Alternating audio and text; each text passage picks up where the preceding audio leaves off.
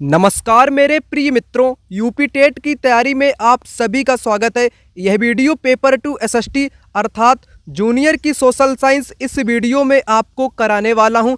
इस वीडियो में बहुत सारे क्वेश्चन कम टाइम में आपको कराऊंगा और जितने भी क्वेश्चन कराऊंगा सभी क्वेश्चन पेपर के लिए एक एक इम्पोर्टेंट साबित होंगे, क्योंकि जो भी क्वेश्चन मैंने इस वीडियो में आप लोगों के लिए सिलेक्ट किए हैं वे सभी क्वेश्चन संपूर्ण सिलेबस के प्रत्येक टॉपिक को द एंड करने की ताकत रखते हैं। कहने का मतलब है यह वीडियो जो कराऊंगा यह पूरे सिलेबस के सभी टॉपिक को निचोड़कर रख देगी। एक एक क्वेश्चन पेपर के लिए इम्पोर्टेंट आप लोगों के लिए रहेगा, इसलिए इस वीडियो को बड़े ही ध्यान से आपको देखना पड़ेगा, चीज़ों को बारीकी से समझना पड़ेगा। मैं आपको यहाँ पर अच्छे से समझाने का प्रयास करूँगा। चलिए इस महत्वपूर्ण वीडियो को यहाँ पर शुरू करते हैं। क्वेश्चन पहला आपकी स्क्रीन पर, मंगल पांडे द्वारा 1857 के विद्रोह की पहली गोली किस विशिष्ट सैन्य टुकड़ी के सिपाही के रूप में चलाई गई थी? 19वीं बंगाल नेटिव इन्फेंट्री, 10वीं अवध, 34वीं बंगाल, 20वीं मेरठ। क्वेश्चन का राइट आंसर यहाँ पर हो जाएगा 34वीं बंगाल नेटिव इन्फेंट्री, है ना, गोली चलाई गई थी। यहीं से ये आपके संबंधित थे। आपने एक जगह का नाम सुना होगा बैरकपुर छावनी। बैरकपुर छावनी जो कि कोलकाता बंगाल में पड़ती है। यहीं से इन्होंने सबसे पहले मंगल पांडे के द्वारा तारीख क्या थी? तारीख थी 29 मार्च 1857 की। विद्रोह कहाँ से शुरू कर दिया इन्होंने? बैरकपुर छावनी में अंग्रेजी सिपाहियों के विरुद्ध में। चर्बी वाले कारतूस, है ना, जिसमें सुअर की चर्बी या गाय की चर्बी जैसी घटना घट गई थी, जिसके खिलाफ इन्होंने बैरकपुर छावनी में अंग्रेजी सिपाहियों के विरुद्ध में 29 मार्च 1857 को कर दिया था। ठीक है ना, क्या कर दिया था? विद्रोह कर दिया था। और एक घटना इन्हीं से जुड़ी हुई है मंगल पांडे को। मंगल पांडे को फांसी कब दी गई थी? 8 अप्रैल को दी गई थी। कब? 8 अप्रैल 1857 को इनको फांसी दे दी गई थी। ये भी तारीख पेपर में आपसे पूछी जा सकती है डायरेक्ट। क्वेश्चन का राइट आंसर हो जाएगा 34वीं बंगाल। अगला क्वेश्चन यहाँ पर आपसे कहता है, भारत के किस राज्य को सोया प्रदेश के नाम से जानते हैं और इसके अतिरिक्त टाइगर स्टेट की भी संज्ञा दी गई है? बताइए, एक क्वेश्चन में दो क्वेश्चन। एक तो सोया प्रदेश के नाम से भी जानते हैं, दूसरा टाइगर स्टेट की भी संज्ञा दी गई है। मध्य प्रदेश को, है ना, मध्य प्रदेश को सोयाबीन प्रदेश के नाम से भी जानते हैं। यहाँ पर टाइगर रिजर्व आपके हैं, इसीलिए इसको टाइगर स्टेट की भी संज्ञा दी गई है। अगला क्वेश्चन यहाँ पर आप लोग देख सकते हैं, कहता है शिवाजी महाराज के अष्टप्रधान में उस अधिकारी का पद क्या था जो राज्य की आय व्यय का लेखा जोखा करता था?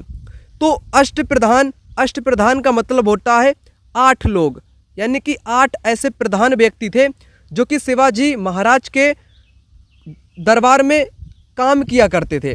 कौन किसका काम था 8 लोगों का, वो मैं आपको यहाँ पर बता देता हूँ। जैसे यहाँ से आपसे पूछा है आय व्यय का लेखा जोखा कौन रखता था, तो आय व्यय का लेखा जोखा रखने वाले व्यक्ति को बोलते थे अमात्य मजूमदार। क्या बोलते थे? मजूमदार के नाम से जाना जाता था।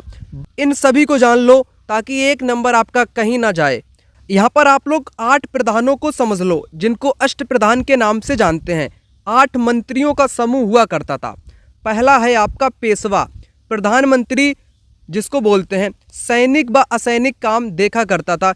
इसकी विशेष अर्थव्यवस्था से संबंधित थी। इसकी विशेषता क्या थी कि ये अर्थव्यवस्था से संबंधित था, सैनिक असैनिक काम देखा करता था। कौन? पेशवा, जिसको प्रधानमंत्री बोलते थे। दूसरा क्या है? सर ए नौबत, सैन्य विभाग का प्रमुख कौन था? सर ए नौबत सैन्य विभाग का प्रमुख था। उसके बाद अमात्य या मजमूदार जिसको बोलते हैं, राजा की आय व्यय का लेखा जोखा रखना। राजा की आय व्यय का लेखा जोखा कौन रखता था? अमात्य या मजमूदार रखा करता था। अगला देखो, सचिव या सुरुनवीस जिसको बोलते हैं, राजकीय पत्राचार का काम देखा करता था। सुमंत या दबीर का काम क्या था? विदेशी मामलों की देखरेख किया करता था। बाकिया नसीब मंत्री जिसको बोलते हैं, राजा के दैनिक जो दिनचर्या है, राजा की दैनिक जितने भी काम हुआ करते थे उनका लेखनीबद्ध काम कौन करता था? बाकिया नसीब किया करता था। ठीक है ना। ये कुछ महत्वपूर्ण व्यक्ति थे जिनको मैंने आपको बता दिया अष्टप्रधान के अंतर्गत कौन कौन व्यक्ति क्या क्या काम करते थे, उनका क्या क्या ओहदा था। ठीक, तो पेपर में यहीं से क्वेश्चन आपसे डायरेक्ट बन जाता है। जितने भी लोग पहली बार इस वीडियो को देख रहे हैं उनको बताना चाहूँगा, यह जो जानकारी आपको बताई जा रही है यह मेरे द्वारा बनाए गए नोट्स से आपको जानकारी बताई जा रही है। यह notes special UP TET SST exam को क्रैक करने के लिए बनाए गए हैं। एसएसटी नोट्स जो कि 60 नंबर को पूरा कंप्लीट करेंगे। आपसे एसएसटी के कुल 60 क्वेश्चन आएंगे, जिसमें history, geography, polity, agriculture, home science, music के भी कुछ क्वेश्चन आपसे पूछे जाएंगे। वो सभी आप लोग इन नोट्स की सहायता से कंप्लीट कर सकते हैं। ठीक है ना। इन नोट्स में पॉइंटों को हाईलाइट किया गया है जहाँ से पेपर में सर्वाधिक क्वेश्चन पूछे गए हैं, तो इसलिए ये पेपर के लिए आपके इम्पोर्टेंट नोट्स साबित होने वाले हैं। और आप सभी को पता होगा यूपी टेट का जो पेपर हो रहा है 4 से 5 वर्षों के बाद आपका एग्ज़ाम हो रहा है, इसलिए इस एग्ज़ाम को क्रैक करना आपके ऊपर एक जिम्मेदारी बन जाती है। जितने भी सरकारी टीचर इस वीडियो को देख रहे हैं, आपको पता है कि आपको भी नौकरी बचाने के लिए स्टेट को देना अनिवार्य है, तो आप लोग भी इन नोट्स को ले सकते हैं। अच्छे से मेहनत कर लेना, मदद आपकी ये नोट्स कर देंगे। दिए गए नंबर पर कॉल या व्हाट्सएप पर मैसेज करके इन नोट्स को प्राप्त किया जा सकता है। नोट्स का प्राइस 299 रुपये रखा गया है। नोट्स के साथ आप लोगों को पूछे गए सभी वर्ष के पीवाईक्यू क्वेश्चन 2011 से 22 तक के आपको मिल जाएंगे। सबसे मुख्य विशेषता इसमें रहेगी कि मैंने क्वेश्चन को वन लाइनर फॉर्मेट में कन्वर्ट किया है। क्वेश्चन आप लोग पढ़ोगे, उसके सामने डायरेक्ट आंसर को पढ़ोगे तो आपका रिवीजन हो जाएगा। वह भी कम टाइम में, अधिक टाइम आपका खर्च नहीं होगा, कम टाइम में अधिक रिवीजन आपका हो जाएगा, है ना। जितने भी वर्ष में आपके पेपर हुए थे यूपी टेट के, उन सभी वर्ष के क्वेश्चन को सीरियल से मैंने कर दिया है। इसमें आपसे 400 से अधिक क्वेश्चन पीवाईक्यू दिए गए हैं, तो नोट्स के साथ आप लोग पीवाईक्यू दोनों आप लोग ले सकते हैं मात्र 299 रुपये में। दिए गए नंबर पर कॉल या व्हाट्सएप पर मैसेज आप लोग अवश्य कर लेना। क्वेश्चन नंबर 4 यहाँ पर कहता है, वायुमंडल में सल्फर डाइऑक्साइड SO2 की सांद्रता बढ़ने पर कौन सा जीव पारिस्थितिक संकेतक के रूप में सबसे पहले प्रभावित होता है? जलीय फर्न, कवक, नीले हरे शैवाल या लाइकेन। लाइकेन जो होता है ना, यह वायुमंडल में सल्फर डाइऑक्साइड की सांद्रता बढ़ने पर आपका सबसे पहले ये प्रभावित होता है। कौन? लाइकेन सबसे पहले प्रभावित होता है। डी विकल्प करेक्ट जवाब हो जाएगा। अगला क्वेश्चन यहाँ पर कहता है, भारतीय राष्ट्रीय कांग्रेस ने किस ऐतिहासिक अधिवेशन में पूर्ण स्वराज को अपना मुख्य लक्ष्य घोषित किया था? तो मुख्य लक्ष्य घोषित किसने किया था? पंडित जवाहरलाल नेहरू ने घोषित किया था। लाहौर अधिवेशन 1929, जिसमें पूर्ण स्वराज की मांग की गई।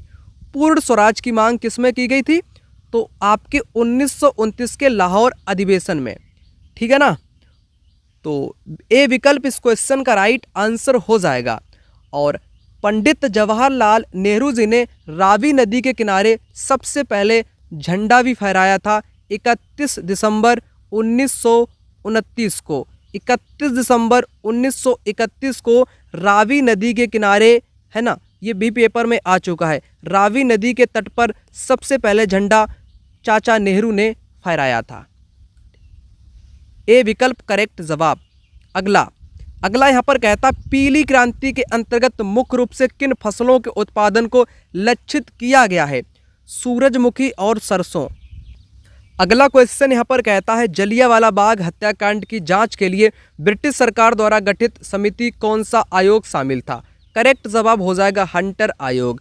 जलियांवाला बाग हत्याकांड की घटना कब घटित होती है? आप सभी को तारीख पता होनी चाहिए। 13 अप्रैल। कब?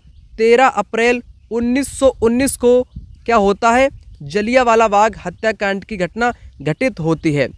किचलू और सैफुद्दीन जो आपके व्यक्ति थे, है ना, सैफुद्दीन किचलू और एक व्यक्ति और था, इनकी गिरफ्तारी के विरोध में जलियांवाला बाग हत्याकांड में एक विशाल जनसभा का आयोजन किया गया था। बैसाखी का मेला भी उस दिन था।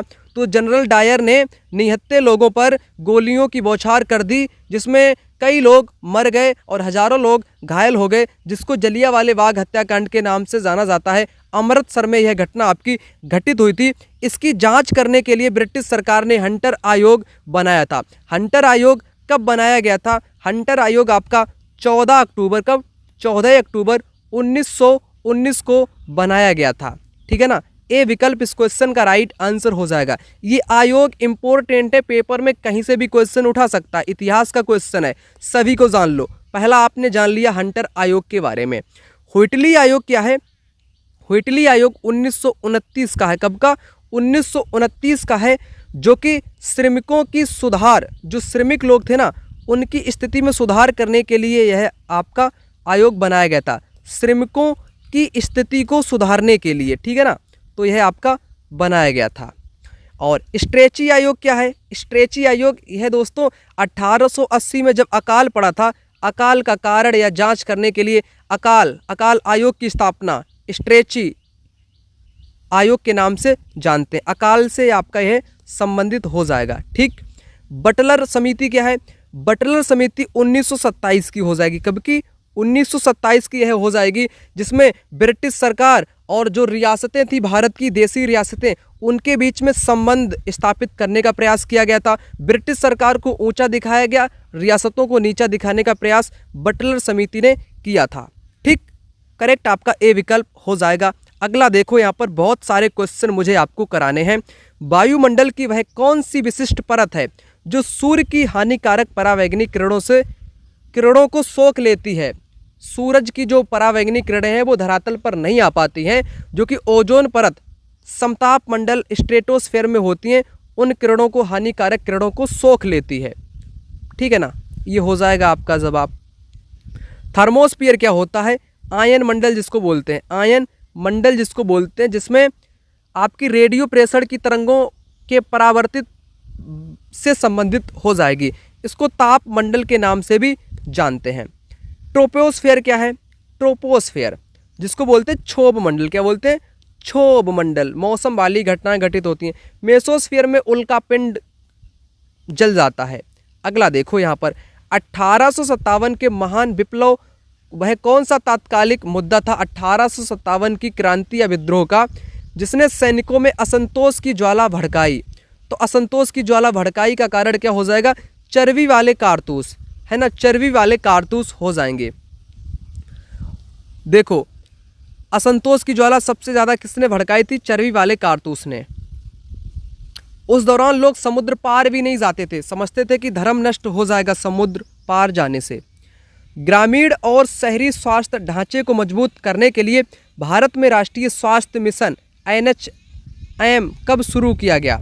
तो यह 2013 में आपका शुरू किया गया था। कब? राष्ट्रीय स्वास्थ्य मिशन कब शुरू किया गया? 2013 में यह आपका शुरू किया गया था। अगला यहाँ पर क्वेश्चन, यहाँ पर कहता है, इम्पोर्टेंट क्वेश्चन है दोस्तों, ठीक है ना, क्योंकि आपके सिलेबस के ये जितने भी मैं क्वेश्चन आपको करा रहा हूँ ना, ये सिलेबस के भीतर के क्वेश्चन है, बाहर के नहीं है। यही पेपर में आपके आएंगे, है ना, इधर उधर घुमा के आपसे पूछ लिया जाएगा। जब आपका कंसेप्ट क्लियर होगा तो आप लोग क्वेश्चन को कर लोगे बिल्कुल आसान तरीके से।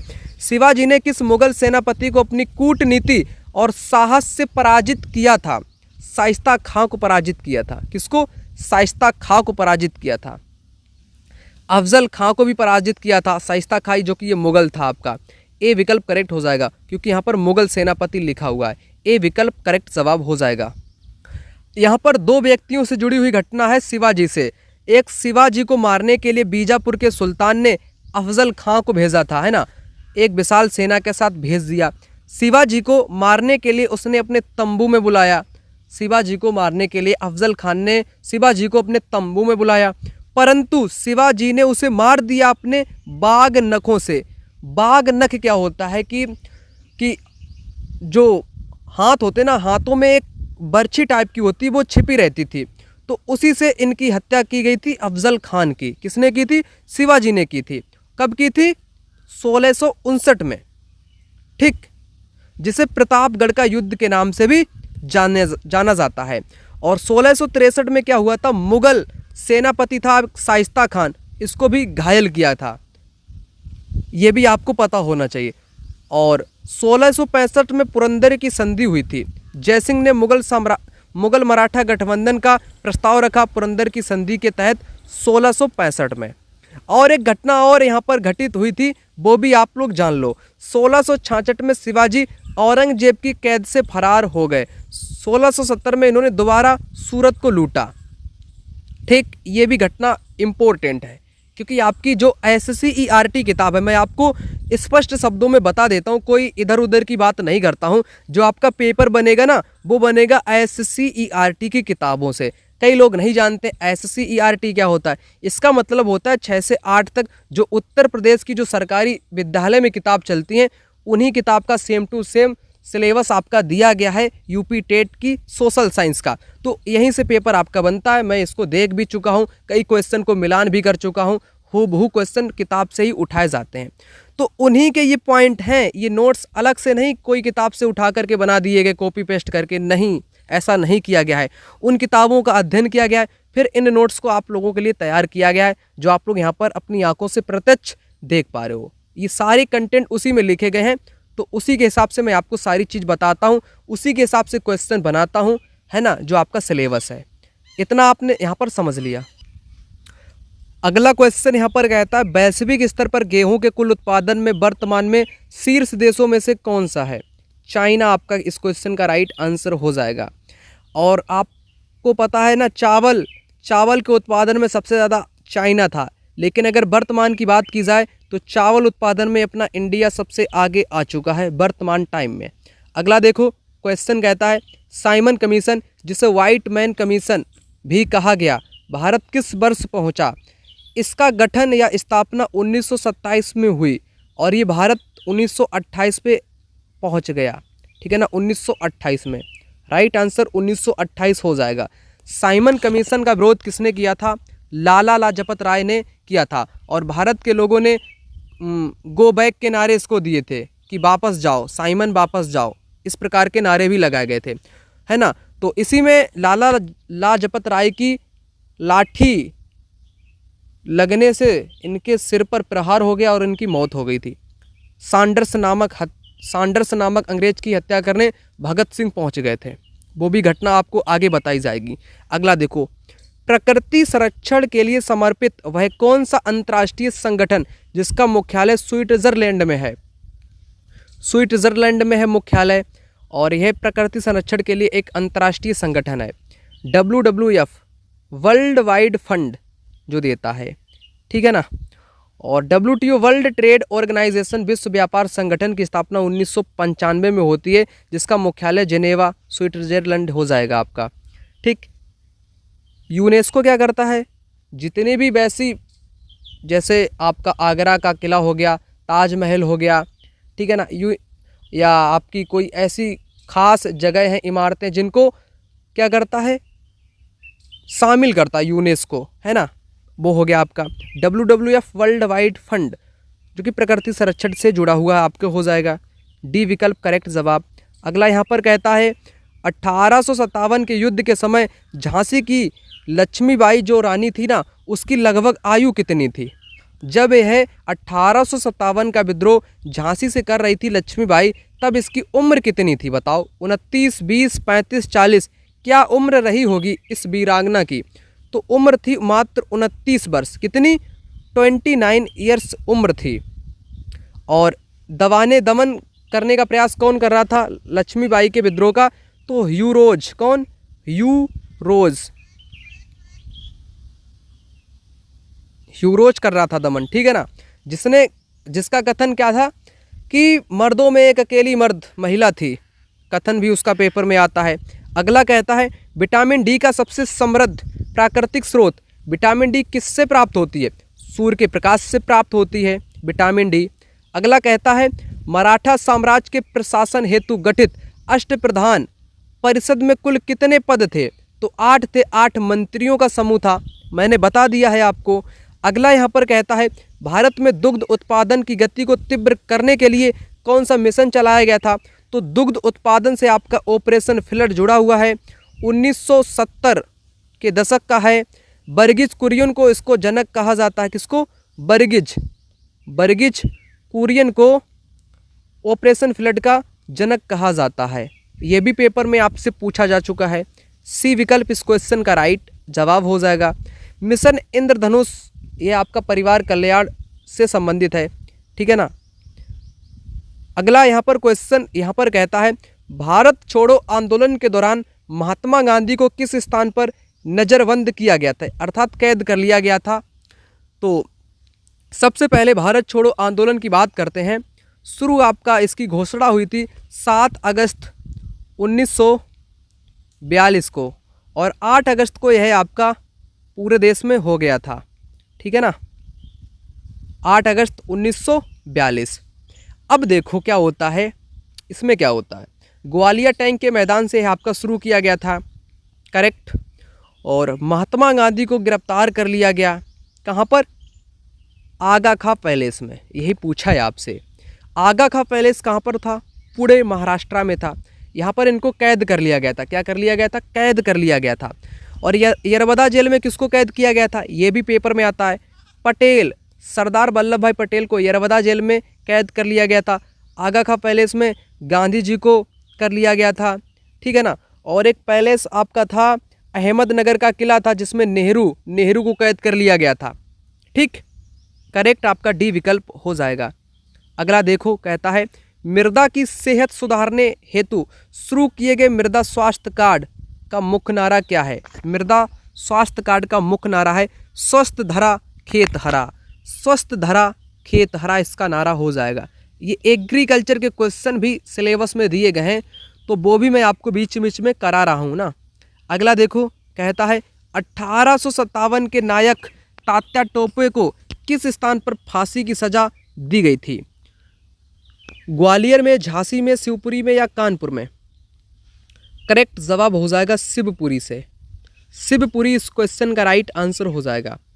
अगला देखिएगा आप लोग, निम्नलिखित में से कौन सा विटामिन दूध में प्राकृतिक रूप से नहीं पाया जाता है, दूध में कौन सा नहीं पाया जाता है, vitamin D, vitamin C, vitamin B, vitamin A.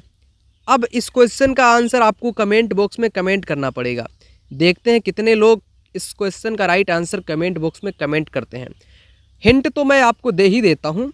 Vitamin A से क्या होता है, विटामिन ए जिसका रासायनिक नाम रेटिनॉल, जिससे रतौंधी हो जाती है, कम दिखाई पड़ता है रात्रि के टाइम में। विटामिन बी से बेरी होता है थायमिन, जिसका रासायनिक नाम हो जाएगा।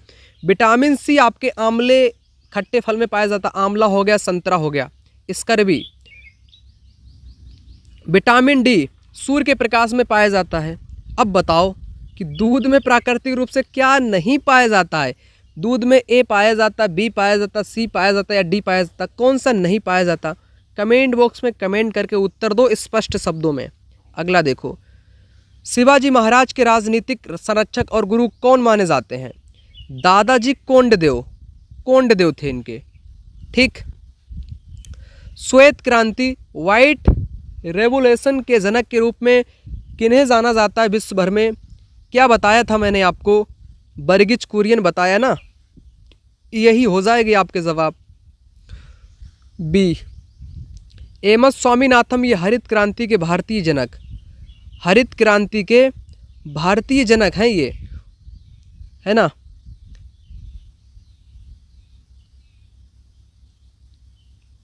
सुंदरलाल बहुगुणा चिपको आंदोलन से संबंधित, चिपको आंदोलन उत्तराखंड का 1973 से आपके संबंधित हो जाएंगे। अगला देखो, यहाँ पर कहता है जलियांवाला बाग हत्याकांड किस ब्रिटिश जनरल के आदेश पर हुआ था। 13 अप्रैल की घटना आपको बता दिया हूँ मैं, 1919, ठीक है ना। तो जनरल ओ डायर, बी विकल्प करेक्ट आंसर हो जाएगा। अगला यहाँ पर कहता है पृथ्वी के वायुमंडल में पाई जाने वाली वह गैस जिसे जीवनदायिनी गैस की संज्ञा दी गई है। जीवनदायिनी गैस सभी को पता होगा, बच्चा को पता होगा, ऑक्सीजन, जिसके बगैर आप लोग जीवित नहीं रह सकते हो। ऑक्सीजन सांस लेते हैं हम लोग, ठीक है ना। तो यही जीवनदायिनी गैस पाई आपके वायुमंडल में है, कितना, 21%। नाइट्रोजन आपकी 78% सर्वाधिक, यही दो गैसें आपकी सर्वाधिक पाई जाती हैं। 1857 के विद्रोह के दौरान बिहार के जगदीशपुर में विद्रोहियों का नेतृत्व कुंवर सिंह ने किया था। किसने, कुंवर सिंह ने किया था।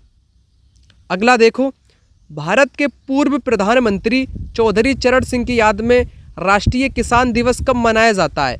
राष्ट्रीय किसान दिवस 23 दिसंबर को मनाया जाता है। कब? 23 दिसंबर को मनाया जाता है आपका।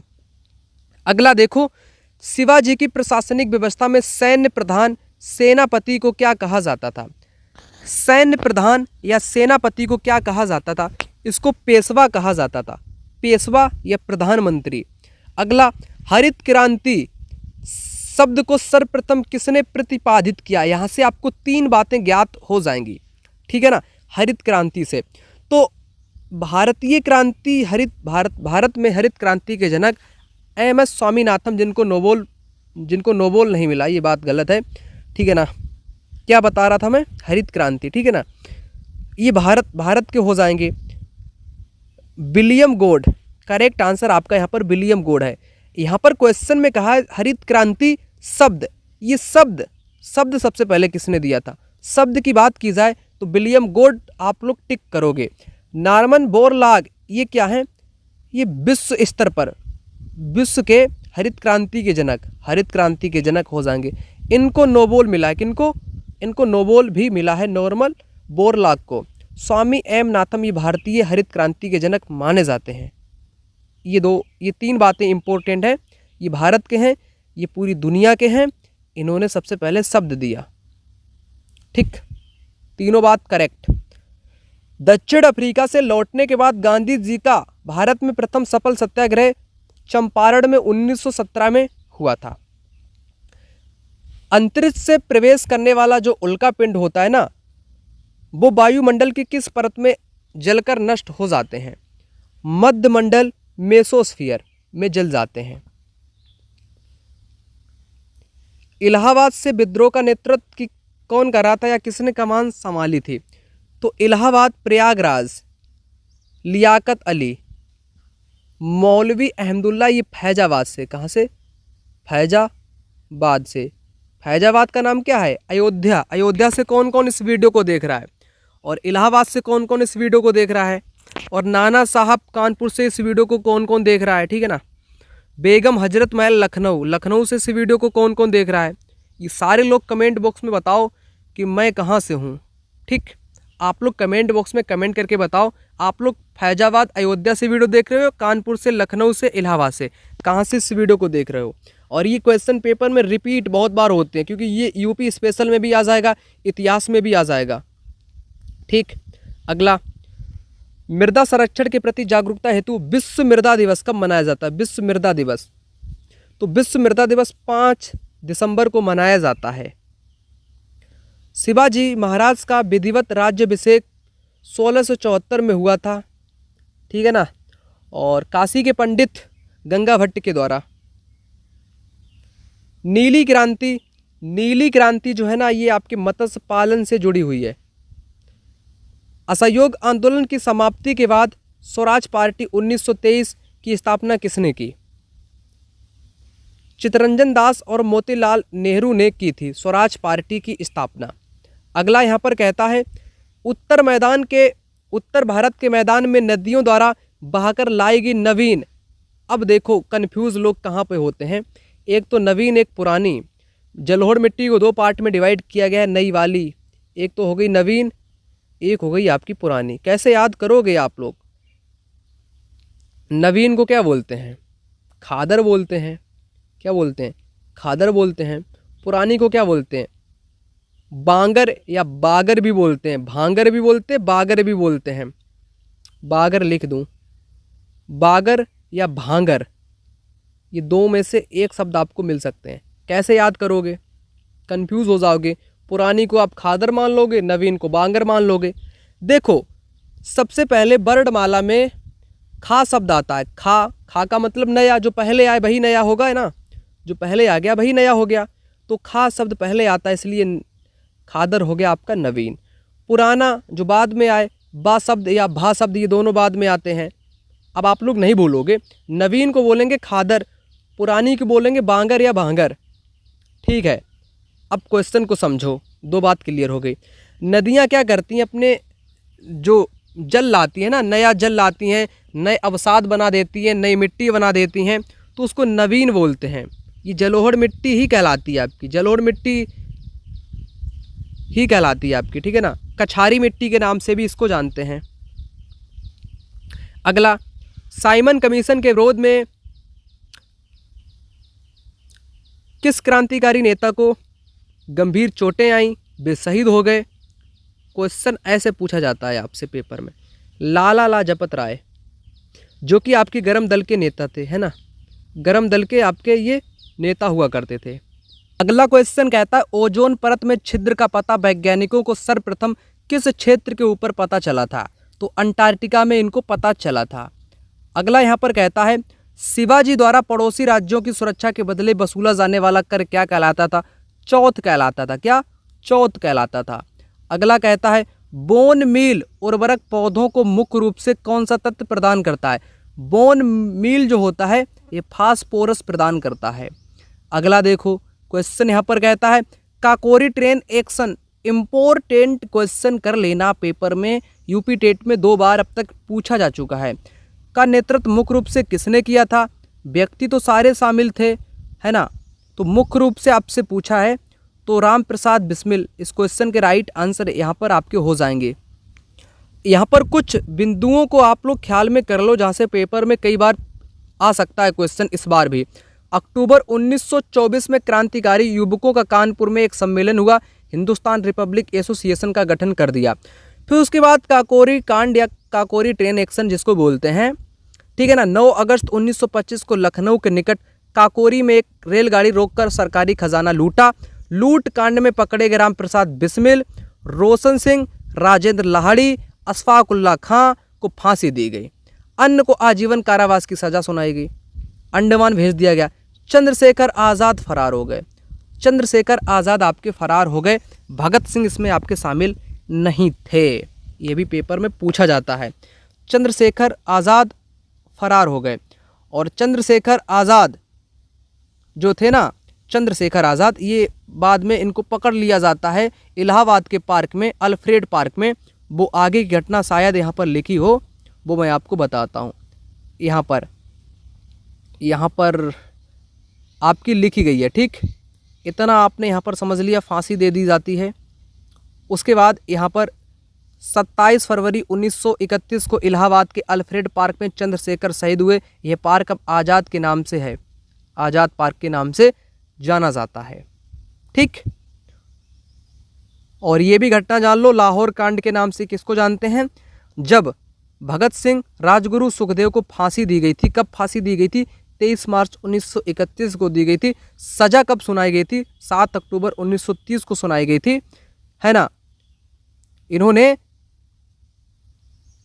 विधानसभा असेंबली पर 8 अप्रैल 1929 को भगत सिंह और बटुकेश्वर दत्त ने बम फेंका था। बम से कोई नुकसान नहीं हुआ था, है ना। सैंडर्स की हत्या भगत सिंह ने कर दी थी। सैंडर्स, है ना, जिसने चोट पहुंचाई थी लाला लाजपत राय को, जिससे लाला लाजपत राय की मौत हो गई थी, ठीक। ये पॉइंट बहुत इंपॉर्टेंट है पेपर के लिए, जो आपके सिलेबस में दिया गया है।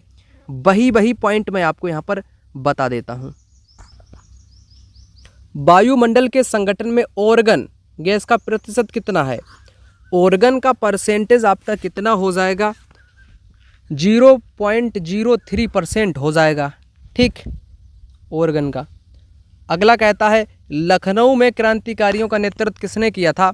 लखनऊ में बेगम हजरत महल ने किया था मुख्य तौर पे, और बिरजिस कादिर भी इसमें शामिल था। राइट आंसर तो आपका भी विकल्प हो जाएगा। लियाकत अली ने कहाँ से किया था? इलाहाबाद, प्रयागराज से। किसने? प्रयागराज से किसने नेतृत्व किया था? कुंवर सिंह ने बिहार से किया था, जगदीशपुर से किया था। अगला यहाँ पर कहता है बागवानी फसलों और फलों के उत्पादन को बढ़ावा देने वाली क्रांति का नाम सुनहरी क्रांति, गोल्डन रेवोल्यूशन हो जाएगा। महात्मा गांधी ने किस एकमात्र गोलमेज सम्मेलन में कांग्रेस का प्रतिनिधित्व किया था? दूसरा गोलमेज सम्मेलन 1931 में प्रतिनिधित्व किया था। पृथ्वी का वह विशाल महासागर जो एशिया और अमेरिका के बीच में स्थित है, प्रशांत महासागर हो जाएगा। अगला क्वेश्चन यहाँ पर कहता है समाज सुधारक आत्माराम पांडुरंग ने किस महत्वपूर्ण संस्था की स्थापना की थी? इन्होंने प्रार्थना समाज की स्थापना की थी, 1867 में की थी, ठीक। तो राइट आंसर आपका बी विकल्प हो जाएगा। ब्रह्म समाज की स्थापना किसने की थी? तो राजा राम मोहन राय ने इसकी स्थापना की थी। कब की थी? 1828 में। राजा राम मोहन राय, जिनको अग्रदूत भारत का कहा जाता है, नव मतलब कि पुनर्जागरण का जनक भी कहा जाता है भारत का, 1828 में राजा राम मोहन राय को राजा की उपाधि अकबर द्वितीय ने दी थी। ठीक, ये राजा राम मोहन राय से संबंधित हो जाएगा। आर्य समाज, दयानंद, सभी लोग जानते हो दयानंद जी को 1875 में आर्य समाज की स्थापना कर दी। और सत्यशोधक समाज, ज्योतिराव फूले या ज्योतिराव फूले बोलते हैं, पुणे में इन्होंने स्थापना की थी 1873 में। और इनके द्वारा लिखी गई किताब गुलामगिरी, काश्तकार का चाबुक जैसी किताब भी इन्होंने लिखी है। तो जितना मैं बताऊं उतना आप लोग देखते चलो, आपका काम 36 होने वाला है। यहाँ पर कुछ महत्वपूर्ण बातें हैं, यहाँ पर आपको साफ ना दिखती हो तो सिर्फ हमारी बातों को सुन लीजिए, क्योंकि यह पेज बहुत इम्पोर्टेंट था, इसलिए मैंने नोट्स में डायरेक्ट किताब से उठाकर इस पेज को मर्ज यहाँ पर कर दिया है। ठीक है ना। यहाँ पर जैसे मैं आपको बता देता हूँ, आप लोग ध्यान से इसको सुन लो या समझ लो या आपको दिख भी जाएगा। ठीक है ना।